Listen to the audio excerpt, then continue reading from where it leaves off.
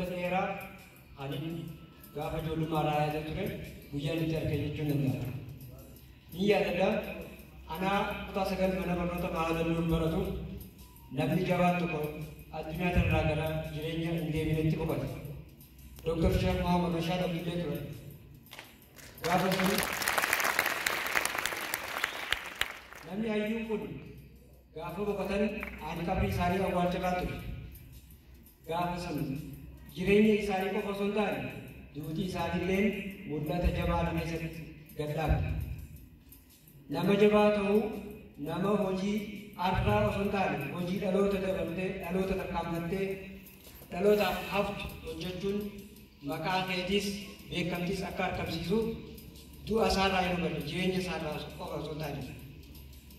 Egaa ani fedhiin waa barreessuu hawwiin gaafa sun raana keessatti uumamtee itti aansee eegasii koolleejjii fayyaa eegaa seenee booda seenaa Dr. Sheikh Muhammad Rashad walitti qabuudhaaf waggoota lamatti waan dhiyaatan sagaleedhaan viidiyoon barruudhaanis walitti qabee san booda sababa piraayimari soorsii maatii isaanii ilmaan isaa fa'aa argachuu hin dandeenye jidduutti dhaabee kitaaba jabanaa jiru kana barreessuu jalqabe. Kitaaba jabanaa kana Dr. Ahmad reefu akkuma dubbatan wanta dhugaa tokko ani kitaaba kana akkaan barreessuuf na kakaasee ture. Har'a Dr. Magarsaa Adam as walatti argama. Dr. Maatii Muhammad Badhaasoo immoo fageenya irraa qophii kana hordofaa jira.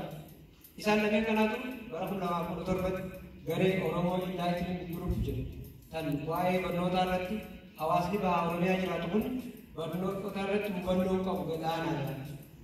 Bu'aa barnoota maa'uu silaaf hawwatu ta'e qabeenyaa carraa qabu kanan yoo barate sadarkaa irra jiru fooyya'uu ni danda'a.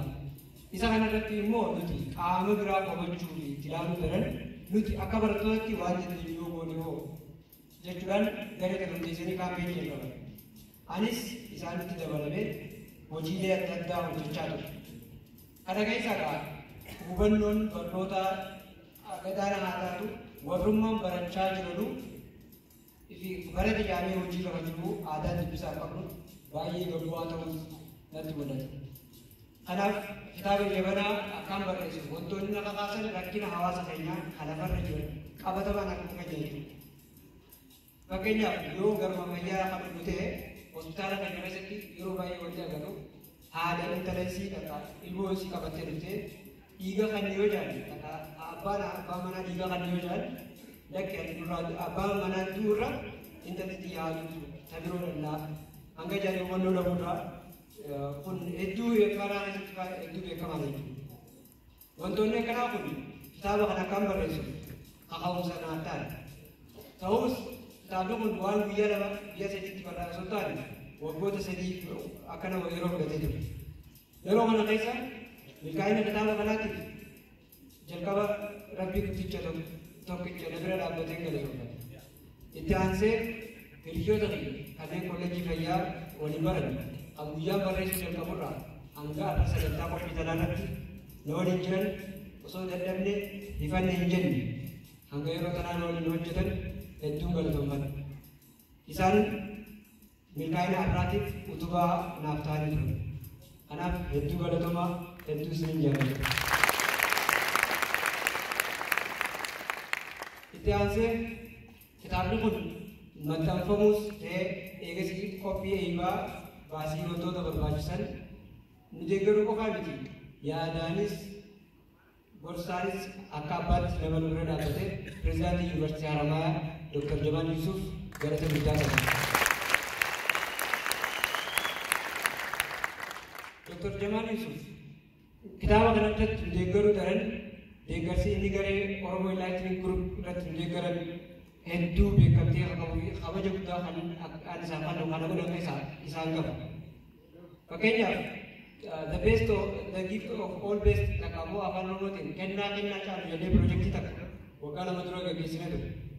Barattoota harka qalleeyyii dabtara qalama fi uffata jechuun wantoota barnootaaf barbaachisan barattoota hanga kuma tokko ta'aniif halluu piroojeektii baafne irratti deeggarsa maallaqaa 50,000 deeggaranii ture. Sun malees yeroo adda addaatti wantoota ni barbaachisan jennee gaafannu cinaa dhaabbachuudhaan dhimma hawaasaa yeroo hunda deeggaranii hojii nu barsiisanii turan. Kanaaf nama akkanaa qabaachuu manyaan hedduu itti godhaa hedduu galatoonni jira.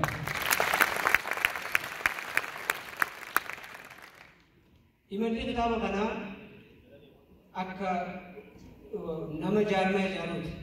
Bu'uura isaatis dhuma isaatis namni ijaaran hedduu. Kanaaf hunda isaanii maqaa isaanii tarreessee abalu jechuun hedduu ulfaata. Hundaa ol wanti jechuu danda'u hundi keessanuu hedduu galatoomaa. Warri har'a afeerraa kana hayyamtanii fudhatanii as dhuftan hundinuu kabaja addaatu isin hin mala. Kanaaf galata guddaa qabdan hedduu galatoomaa isin jira. Itti aansuudhaan dhaamsa gabaabaa tokko qofaan qaba. Uummanni hin dubbifne aadaa, seenaa, wanni inni qabu hundinuu afoolaan darba. Inni afoolaan darbu immoo yeroo yeroon jijjiiramaa deema. Kanaaf jarri adiin akkinu seenaa uummata tokkoo yoo balleessuu barbaade isaan akka hin dubbifne godhu dubbisuma dhoorki jira. Isaan eega dubbisuu dhiisan kan isaanii kan barraa'e ni dagatan kan haaraa qaban immoo hin barreeffatan. Kanaaf jalqaba barreessuu dura dubbisuu aadaa godhachuun dirqama. Dhaloonni keenya kun jijjiirama jennee hayyaatu taanaan kitaaba dubbisuu aadaa godhachuu qabu. Fakkeenyaaf Sheekh Baffii Saphaloo bara jireenya isaanii yoo dhaloonni bara sunii waa barreessuu yaadan jechuun yeroo haala suniitti barreessuu yaadu dhuunfaatadha. Yoo yaadan wannummaan itti barreessan jiru qubeen sun hin turre. Yoo qubeen jiraatte immoo qalamaa fi kompiitaraa fi bilbilii akka irraa kun wanni itti barreessan hin turre. Garuu ta'us haala sun keessa ta'anii dibeetaan qubee mataa ifii bocanii kitaaba darzana dhiyaatu harka isaaniitiin barreessanii turan.